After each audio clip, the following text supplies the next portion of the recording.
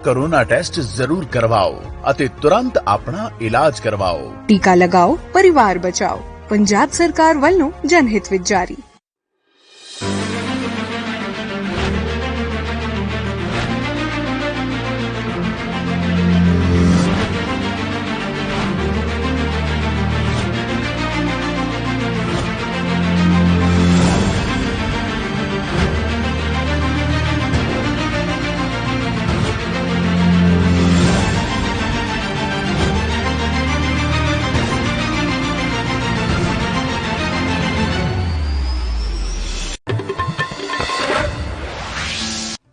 कांग्रेस की अंतरिम अध्यक्ष सोनिया गांधी ने 5 सदस्य समिति बनाई है। 5 राज्यों में चुनाव के बाद कांग्रेस की करारी शिकस्त के बाद वो कमेटी इस पर चर्चा करेगी और 2 हफ्तों के अंदर रिपोर्ट सौंपेगी। इस कमेटी में सलमान खुर्शीद और मनीष तिवारी के अलावा 2 सदस्य और मौजूद रहेंगे। वहीं G23 के नेताओं की बात करें तो गुलाम नबी आजाद ने भी इसका समर्थन करते हुए नजर आए हैं। हालांकि शुरू से ही असम और केरल पर राहुल गांधी और प्रियंका गांधी की नजर बनी रही। 5 राज्यों में सिर्फ इन 2 राज्यों पर दोनों नेता मौजूद रहे। उसके बाद भी कड़ी मेहनत के बाद वहां से कुछ हासिल नहीं हो पाया। उसके बाद फिर भी कांग्रेस के अंदर नेता खुलकर इस चीज का विरोध ना कर पा रहे हों, लेकिन अंदर ही अंदर कहीं ना कहीं विरोध करते नजर जरूर आ रहे हैं। अब देखने वाली बात ये होगी इस समिति के अंदर जो फैसला आएगा वो किस हद तक साबित होगा। वहीं राष्ट्रीय अध्यक्ष के चुनाव भी होने थे कांग्रेस के।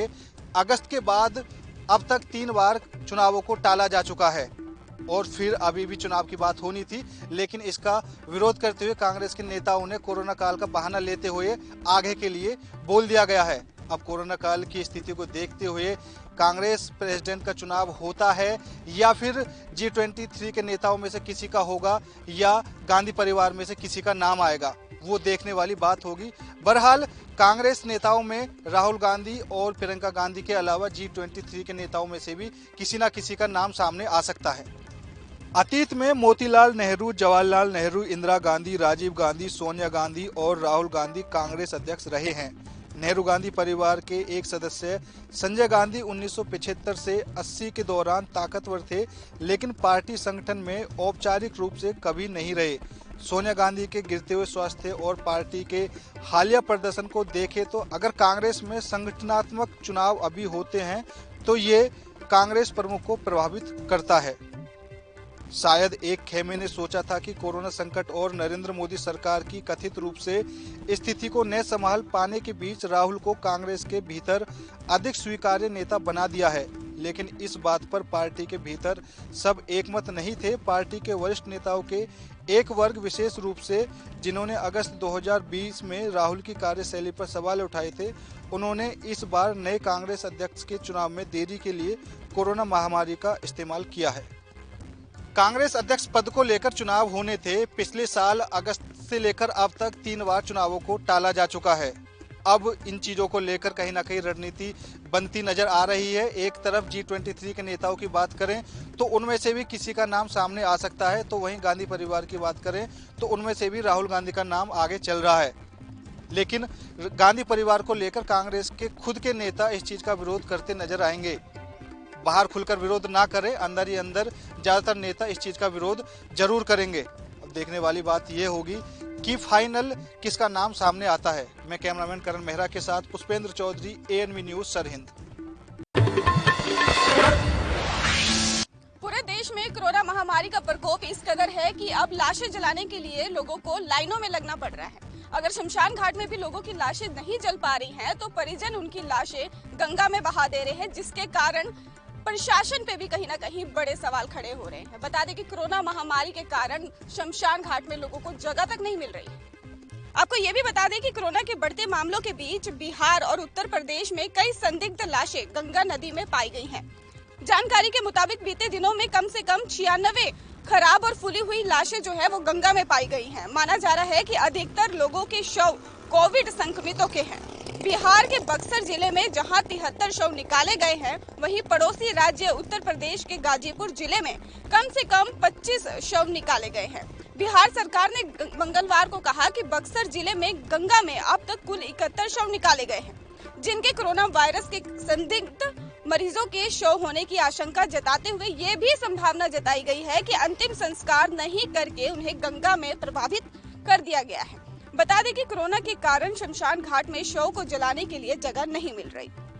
कोरोना महामारी के कारण लोग काफी ज्यादा परेशान हैं और परिजनों की जो शव है उसको नहीं जला पा रहे हैं। वहीं ऐसा होना कि गंगा नदी में शव का मिलना प्रशासन के ऊपर बड़ा सवाल खड़ा करता है। कैमरामैन हरपाल के साथ सुमन पाल की रिपोर्ट। कोरोना की दूसरी लहर के हालातों को देखते हुए देश के बदतर हालात होते हुए अब मोदी सरकार की देश ही नहीं बल्कि विदेशों में भी जम करके आलोचना हो रही है और आए दिन आ रहे मौतों के आंकड़े और कोरोना के नए केसों की संख्या ये साबित कर रही है कि कहीं न कहीं केंद्र सरकार फेल हो गई है। लेकिन केंद्र सरकार की छवि को चमकाने के लिए अब प्रशासनिक अमले के साथ बीजेपी के कार्यकर्ता भी अब पॉजिटिविटी का राग अलापने लगे हैं। कोशिश ये है कि केंद्र सरकार के कामों की जनता के बीच मजबूत तरीके से रखा जाए। हालांकि विपक्ष खास तौर से कांग्रेस ने इस पॉजिटिविटी राग की आलोचना की है। केंद्र ने पिछले हफ्ते ज्वाइंट सेक्रेटरी रैंक के अफसरों की एक वर्कशॉप की सूत्रों के हवाले से रिपोर्ट में कहा गया है कि वर्कशॉप में अफसरों को ये बताया गया है कि कोरोना संकट में निंदा के बीच किस तरह से सरकार के कामों को मजबूत तरीके से जनता के बीच पहुंचाएं। प्रधानमंत्री नरेंद्र मोदी के रेडियो कार्यक्रम मन की बात का एक ट्विटर हैंडल है, उस पर भी पॉजिटिविटी से जुड़े संदेशों का जिक्र किया जा रहा है। कई केंद्रीय मंत्री भी ऑक्सीजन एक्सप्रेस चलाने की सरकार की कोशिशों और ऐसे ही दूसरे कामों से जुड़े स्टोरी और आर्टिकल सोशल मीडिया पर जमकर शेयर कर रहे हैं।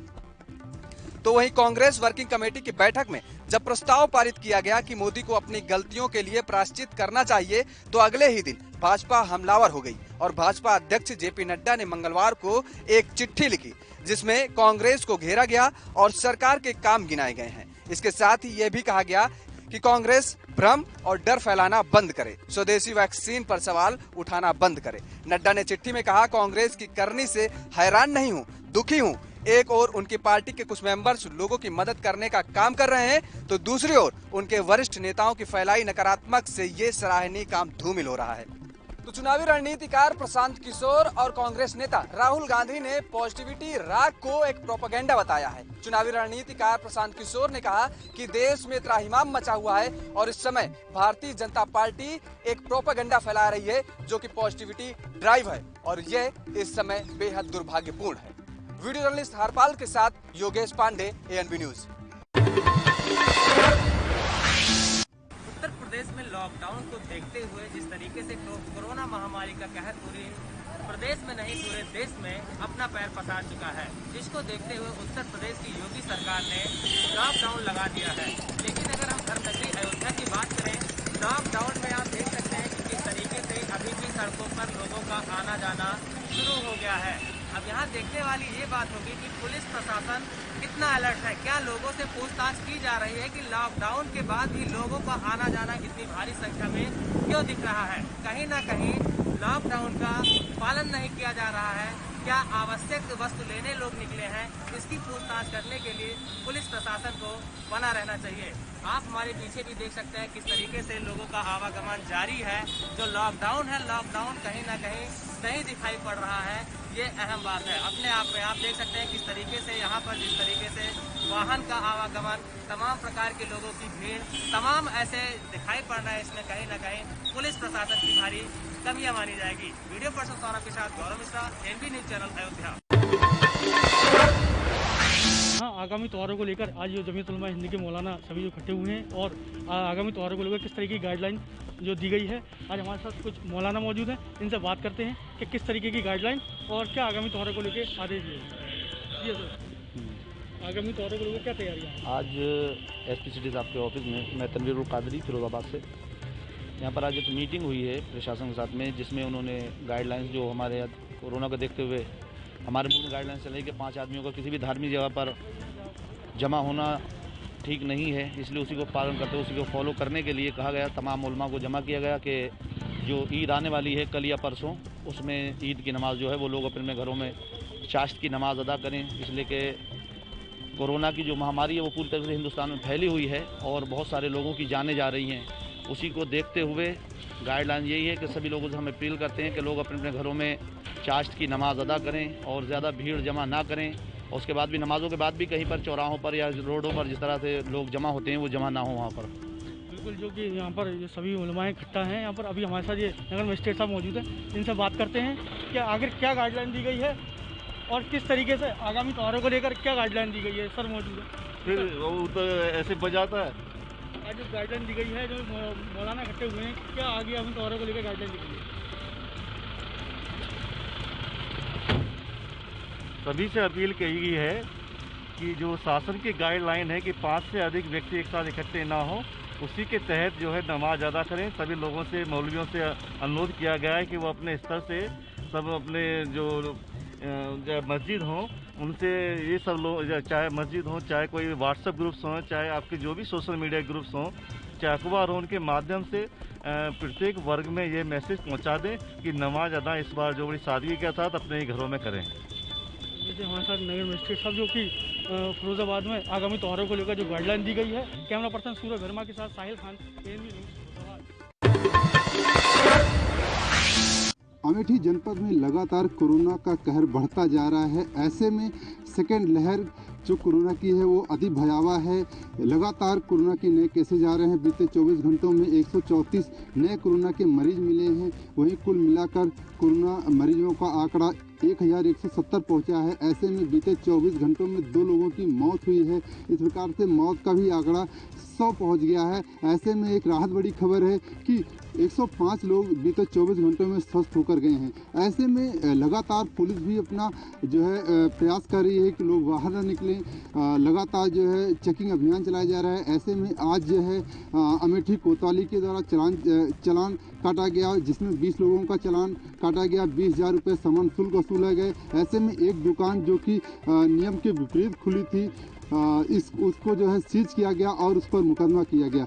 ऐसे में लगातार शासन और प्रशासन प्रयास कर रहा है कि अमेठी जनपद में कोरोना की जो एक उसकी लहर है उसको कम किया जाए, अमेठी वासियों को कोरोना से मुक्त किया जाए। तो कहीं न कहीं इस प्रकार से जिस तरह से जो है अमेठी पुलिस का प्रयास हो रहा है, अमेठी जनपद में अधिकारियों का प्रयास हो रहा है, कहीं न कहीं अमेठी जल्द से जल्द कोरोना मुक्त हो जाएगा। कैमरामैन संजय यादव के साथ राजकुमार जायसवाल, ANB न्यूज़ अमेठी।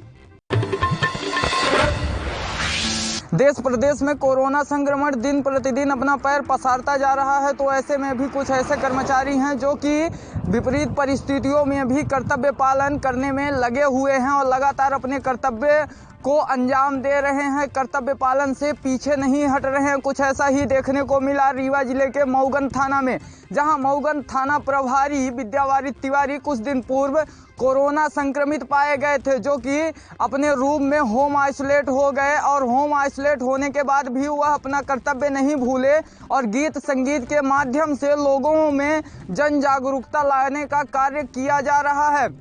आपको बता दें कि मऊगन थाना प्रभारी विद्यावारित तिवारी कोरोना संक्रमण में लगातार अपने कार्य में लीन थे। इसी बीच उनकी जांच रिपोर्ट कोरोना पॉजिटिव पाई गई। कोरोना पॉजिटिव आने के बाद वह होम आइसोलेट हो गए। वह उनकी बेटी भी कोरोना पॉजिटिव पाई गई। तो वहीं विद्यावारित तिवारी होम आइसोलेट होने के बावजूद वह अपना कर्तव्य नहीं भूले और इन विपरीत परिस्थितियों में भी वह जन जागरूकता का कार्य कर रहे हैं।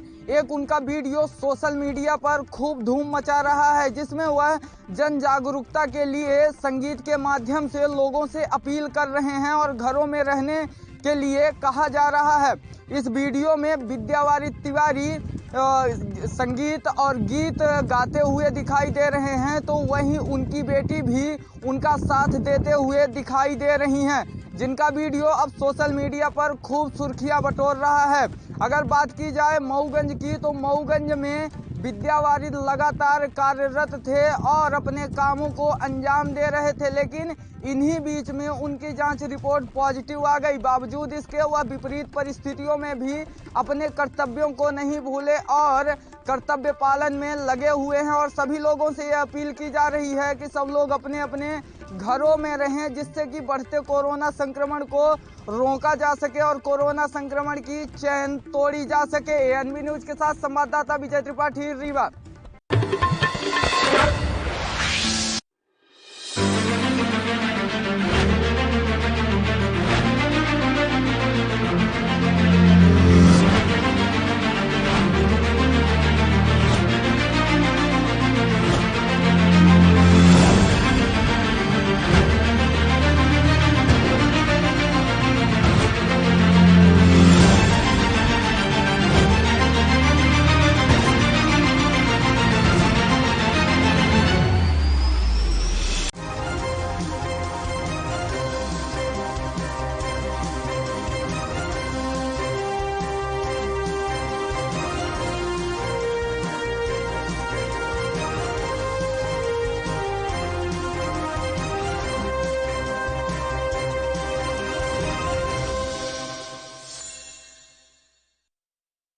कम ब्रेक और ज्यादा खबरों के साथ देखिए ANB news in channel number पर।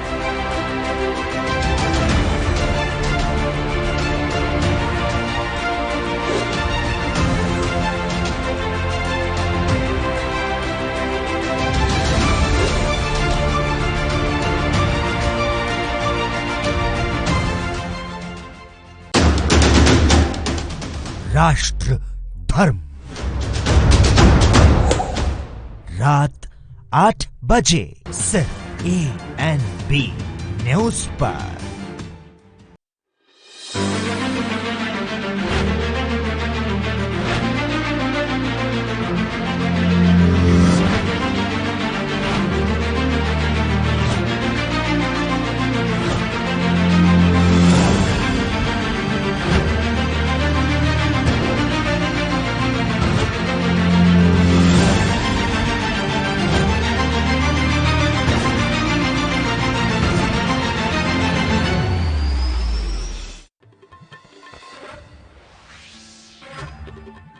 से लॉकडाउन का पालन कराने के लिए भारी पुलिस फोर्स सहित पुलिस अधीक्षक नरेंद्र कुमार व अपर पुलिस अधीक्षक CO सदर व शहर कोतवाल के साथ भारी पुलिस बल के साथ SP ऑफिस के अखिल तिराए किंग रोड हमीरपुर में मुख्यालय में कई जगह पैदल गश्त करते हुए बेवजह घूम रहे लोगों को सख्ती से दरकर करने के लिए हिदायत दी और फर्राटे भर रहे वाहनों को भ्रमण के दौरान काटा चालान। भीड़ भाड़ को देखते हुए कि लॉकडाउन का पालन कराया जाए, ज़्यादा लोग सड़कों पर न रहें, दूरी बनाए रखें, इस उद्देश्य से निकले थे हम लोग। तो जिसको पूछे हैं तो अधिकतर लोग बता रहे हैं दवा लेने के लिए, कुछ बैंक के काम से। तो लोगों को सलाह दी गई दूरी बनाए रखने के लिए और मास्क लगाने के लिए, और गैर जरूरी बातों के लिए ना निकलें। तो इसका इन्फोर्समेंट के लिए हम लोग निकले थे और जिन्होंने इसका उल्लंघन किया उसका चालान करवाया गया। तो कितने चालान हुए हैं बिना मास्क के? बिना मास्क के लोगों के तो आज कितने हुए चालान? 6 हुए हैं। अभी भ्रमण के दौरान 6 हुए हैं। एक गलत दुकान खुली थी उसका भी चालान हुआ। कहीं वहीं कुछ दुकानों पे भी सुरक्षित रहने व सख्ती से लॉकडाउन का पालन करने के लिए कहा गया और वहीं बंद चोरी से खुली हुई दुकानों को पालन के लिए हिदायत दी गई। हमीरपुर से शीनू सर ANB न्यूज। आपको बता दें कि कोरोना ने अपने पैर तेजी से पसारने शुरू कर दिए, जिसके चलते कोरोना संक्रमित मरीजों की संख्या में इजाफा हो रहा है, तो वहीं मौतों का सिलसिला भी लगातार जारी है, जिसको देखते हुए उत्तर प्रदेश सरकार ने कोरोना कर्फ्यू व लॉकडाउन लगाया। खिलाफ इसलिए है कि आदमी भूखों मर रहा है, आप सस्तेबाजी भी तो करेंगे, ये नहीं है। इसकी जो है भाई दुकानदारों को लाभ पहुँचाओ, जनता आने जाना हो जाए, लोगों को राहत मिले। जनता मर रही हो, आप लोग बंद कर रहे हैं, ये बात अच्छी नहीं है। लेकिन शराब नशा को बंद करिए, बंद कर देते हैं, उससे वो बगल बढ़ेगा, नुकसान होगा, तो फायदा नहीं है। कहाँ से पैसा लाएंगे? चोरी करेंगे तो डालेंगे। आपका क्या मानना है? मेरा मानना तो है कि भाई शराब को ठेके जहाँ तक हो अभी हाल में बंद कीजिए, जिससे कोरोना संक्रमित मरीजों की संख्या में इजाफा ना हो और वह कमी ला सके। तो वहीं उत्तर प्रदेश सरकार ने शराब के ठेके बंद कर रखे थे। अब उत्तर प्रदेश सरकार के निर्देशों अनुसार ठेके खोल दिए गए, जिसको लेकर मदिरा प्रेमियों के चेहरे खिल गए और वह भूल गए थे कि हमें सोशल डिस्टेंस व कोरोना कर्फ्यू की लॉकडाउन का पालन करना है, और वह मधुमक्खी की तरह ठेकों पर चिपक गए और वह सोशल डिस्टेंस की लगातार धज्जियां भी उड़ा रहे हैं। तो वहीं जब आम जनता से इस बारे में बात की तो आम जनता ने अपनी राय अलग अलग प्रकार की दी। ANB news Mayank Rajput, Jalaun. Corona महामारी के दौरान इस तरह की संगीत से सराबोर सभा आपने कभी नहीं देखी होगी। यह सभा किसी नेता की नहीं है, बल्कि यह सभा उनके लिए है जो हमारी जिंदगी की शुरुआत से लेकर हमारी जिंदगी की आखिरी सांस तक हमारे साथ रहती है। यानी कि आज पूरे देश में अंतर्राष्ट्रीय नर्स दिवस मनाया जा रहा है। इसको लेकर दहिसर के वार्ड क्रमांक 1 शिवसैनिक नगर सेविका तेजस्विनी घोषालकर ने एक आयोजन किया है, खासकर उनके लिए डेडिकेट किया गया है, जो नर्सेस कोरोना काल के दौरान तमाम लोगों की जिंदगियां बचाने के लिए अपना पूरा वक्त अपना घर छोड़ कर देती हैं। ऐसे में उनके लिए एक खास प्रकार का गाना डेडिकेट किया गया था, जो आपने सुना होगा। लेकिन दूसरी तस्वीरें आप देख पा रहे हैं कि तेजस्विनी घोषालकर के नेतृत्व में यहाँ उन नर्सों को केक काटकर उनको जो है उपहार दिया जा रहा है। और उपहार क्या दिया रहा है, ये सारी जानकारी के लिए तेजस्विनी घोषालकर से ही हम बात करेंगे। और इसके बाद नर्स से भी हम बात करेंगे। मैडम बताइए कि किस तरह का आयोजन है, क्या इसका? आज अंतर्राष्ट्रीय मतलब नर्स डे है, तो इसी दौरान मेरे वार्ड में आज जंबो सेंटर है, उधर के सब नर्स को इकट्ठा करके हम लोगों ने एक छोटा सा फंक्शन रखा है, थोड़ा सा गिफ्ट देने का प्रयास किया है। उन लोगों को थोड़ा सा अलग लगे, क्योंकि ये 2 साल 1.5 साल कोरोना से वो लोग इतने परेशान हो गए, जैसे कि हम लोग हमारे घर वालों का ख्याल नहीं रखते, वो लोग नर्स लोग ख्याल रख रहे हैं। इसके लिए हम लोगों का ये छोटा सा प्रयास है। गिफ्ट के तौर पर आपने कई चीजें दी है, क्या है उसका उद्देश्य बताएं? उद्देश्य कुछ नहीं है, वो हैप्पी हो जाए, थोड़ा सा टाइम उनको थोड़ा सा ऐसा लगे कि हाँ किसी ने तो हम लोगों के लिए सोचा है। इसके लिए थोड़ा सा प्रयास है कि केक, फूल है और छोटा सा गिफ्ट है, मास्क है, ऐसा कुछ दिया है हम लोगों को। काल के दौरान जिस तरह से देखा जा रहा है कि नर्सेस लगातार कोविड सेंटर में आम लोगों की जिंदगियां बचाते हुए नजर आ रहे हैं, ऐसे में उनके लिए वक्त नहीं दिया जाता। लेकिन आज वार्ड क्रमांक 1 में शिवसैनिक नगर सेविका द्वारा इस तरह का आयोजन किया गया, जिससे उनके चेहरे पे कम से कम खुशी देखी जाए। कैमरा पर्सन विनय सिंह के साथ मैं Satya Prakash Soni, NB news, Mumbai. Corona संक्रमण को बढ़ते देख मिर्जापुर जनपद की पुलिस अब अलर्ट मोड पे दिखाई दे रही है। हालांकि मिर्जापुर जनपद की पुलिस भारी संख्या में फोर्स के साथ नगर में भ्रमण करते हुए लोगों को चेतावनी देते हुए कहा कि अपने घरों में रहें और सुरक्षित रहें। देखिए, लॉकडाउन भी बढ़ा दिया गया है और जनता को जागरूक करने के लिए तथा इसको सख्ती से पालन कराने के लिए पुलिस पूरी तरह से PSC के साथ हम लोग सभी CO इंस्पेक्टर साहबान को लेकर के हम लोग निकले हुए हैं और इसी का पालन कराने के लिए रहे। छुटपुट कुछ लोग निकले हुए थे, निश्चित तौर से उसमें हम लोग उसका दुकानों का नाम नोट कर लिए हैं और विधिक कार्रवाई की जा रही है। साथ ही साथ हम सभी को इस बहाने से भी बताना चाह रहे हैं कि लोग कम से कम इसमें जागरूक रहें और देखें कि जब से लॉकडाउन हुआ है, जिस निश्चित तौर से संख्या कम हुई है, तो ये बहुत बड़ा द्योतक है कि आपकी जान की सुरक्षा आपके हाथ में। अगर आप लॉकडाउन का पालन करेंगे तो निश्चित तौर से ये बीमारी फैलने में हम लोग काफ़ी रोकथाम लगा सकते हैं और इसी के परिदृश्य में हम लोग ये कार्रवाई प्रगतिशील कर रहे हैं और निश्चित तौर से लोगों से अपील करता हूं मैं कि इसका पालन करें लोग। सर, क्या दुकान खुलने पर सीधे मुकदमा दर्ज किया जाएगा क्या? हाँ, ये निर्देश निश्चित तौर से मैंने कोतवाल साहब को दिया है कि अगर कोई लोग नहीं मानते हैं तो निश्चित तौर से उनके खिलाफ जो दुकान खोलते हैं तो उनके खिलाफ जो भी नियमानुसार लॉकडाउन उल्लंघन का कार्रवाई होती है उसमें कार्रवाई की जाए। वही दुकानदारों को भी कहा गया कि जो भी दुकानदार लॉकडाउन का उल्लंघन करेगा उसके खिलाफ कार्रवाई की जाएगी। हालांकि कोरोना कर्फ्यू का असर पड़ा है, मरीजों में गिरावट आई है। पुलिस अधिकारियों का ये भी कहना है, पुलिस का कहना है कि अपने जीवन की रक्षा स्वयं करें। जो भी लॉकडाउन का नियम कानून का पालन नहीं करता उसके खिलाफ कार्रवाई की जाएगी। मिर्जापुर से NB न्यूज संवाददाता राम कुमार सिंह। डिप्टी CM केशव प्रसाद मौर्य के गृह जनपद कौशाम्बी में कोरोना को लेकर बुरा हाल है। बता दें कि जिला अस्पताल में वेंटिलेटर न होने से मरीज तड़प रहे हैं। आज अधिवक्ता संघ ने बैठक कर ज्ञापन जिलाधिकारी को ज्ञापन सौंपा और चेताया है कि अगर 5 दिन के अंदर वेंटिलेटर प्रयागराज से वापस नहीं आया तो एक बड़ा आंदोलन करेंगे। CM साहब से ज्ञापन देते हैं, इस बात की मांग किया है कि हमारे यहाँ के 18 वेंटिलेटर जो यूनाइटेड को दिए गए हैं उसको तत्काल वापस किए जाएं और 10 दिन के अंदर यदि वो वापस नहीं करते तो अधिवक्तागण आंदोलन करेंगे। आज आप ज्ञापन दिए हैं? जी। इसके अलावा कोविड-19 की जांच जो है हमारे यहाँ कचहरी परिसर में कराया जावे। मन उद्योग त्रिपाठी, अध्यक्ष मॉडल डिस्ट्रिक्ट बार संघ। जिला अधिकारी को ज्ञापन सौंपते हुए जिला अधिकारी ने आश्वासन दिया है कि लगभग 5 दिन के अंदर वेंटिलेटर कौशाम्बी के जिला अस्पताल में वापस लाया जाएगा। Aiman Ahmad, NB news, Kaushambi. लगातार बढ़ रहे कोरोना के मामलों के मद्देनजर हरियाणा रोडवेज द्वारा एक मुहिम तैयार की गई है कि 5 पिंक बसों को प्रत्येक डिपो की तरफ से जिला प्रशासन को सौंपने का काम हरियाणा रोडवेज ने किया है। इसी कड़ी में कुरुक्षेत्र डिपो की ओर से भी 5 पिंक बसों को एम्बुलेंस बस के रूप में तैयार किया गया है, जिसे आज जिला प्रशासन को सौंपने का काम डिपो की ओर से किया जा रहा है। इन बसों के अंदर किस प्रकार की सुविधाएं दी गई हैं मरीजों को लेकर के, आइए हम दिखाते हैं कि किस प्रकार की सुविधाएं मरीज यहां पर ले पाएंगे और किस तरह से सुरक्षित वह अस्पताल के अंदर पहुंच पाएंगे। इन बसों के अंदर जो खास बात है वो सबसे बड़ी बात है बेड को लेकर के।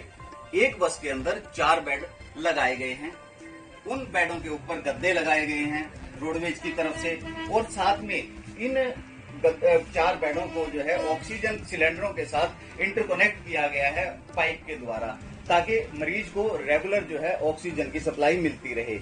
बस के अंदर 2 सिलेंडरों को रखने की व्यवस्था की गई है, साथ ही पंखे लगाए गए हैं ताकि वातावरण भी प्रॉपर तरीके से बना रहे। और इसके अंदर सबसे बड़ी खास बात यह है कि इस बस के अंदर सीसीटीवी कैमरे लगाए गए हैं, जो कि स्वास्थ्य विभाग के हेडक्वार्टर के साथ लगातार जुड़े रहेंगे, ताकि मरीजों को रास्ते में अगर मरीजों को किसी प्रकार की कोई दिक्कत आती है, कोई इमरजेंसी किसी को जरूरत पड़ती है, तो वो जो सुविधाएं हैं वो जिला स्वास्थ्य विभाग के द्वारा तुरंत उन तक पहुंचाई जा सके। इसके साथ ही अगर ड्राइवर की बात करें तो ड्राइवर की सुरक्षा के लिए पीपीई किट यहाँ पर दी गई है ड्राइवर को, जिसे पहनकर ड्राइवर मास्क लगाकर पीपीई किट पहनकर जो है बस का ड्राइवर जो है इसको बस को चलाएगा। और इसके साथ ही उसका एक कैबिन अलग से बना दिया गया है, जिस कैबिन में बैठकर मरीजों के संपर्क से जो ड्राइवर है वो दूर रहेगा, ताकि उसको भी कोरोना संक्रमण छू ना सके। तो कुल मिलाकर अगर बात देखी जाए तो सभी तरह की सुविधाएं जो मरीजों को मिलनी चाहिए इस एम्बुलेंस बस के अंदर रोडवेज द्वारा दी गई है। इससे सबसे बड़ा फायदा जो मरीजों को होगा वो सबसे बड़ा फायदा होगा, एक तो ये कि वो समय पर जो है पहुंच पाएंगे, अस्पताल तक जा पाएंगे, और उसके साथ ही उनका जो मूल्य को लेकर कहीं ना कहीं जो रोष था लोगों के अंदर, मरीजों के अंदर, कि उनके द्वारा मनमानी की जा रही है, प्राइवेट एम्बुलेंस चालकों द्वारा मनमाना धन वसूला जा रहा है, तो उस पर भी कहीं ना कहीं अंकुश लगाया जाएगा। तो कुल मिलाकर अगर बात की जाए तो हरियाणा रोडवेज की ये बहुत अच्छी मुहिम है। कोरोना महामारी के मद्देनजर बहुत बड़ा फैसला जो लिया गया है, इससे मरीजों को भी फायदा मिलेगा तथा कोरोना संक्रमण पे अंकुश लगाने के लिए भी कहीं ना कहीं बड़ी पहल यहां से शुरू की जा सकती है। एएनबी न्यूज के लिए कुरुक्षेत्र से गुरुदेव सिंह गिल की रिपोर्ट।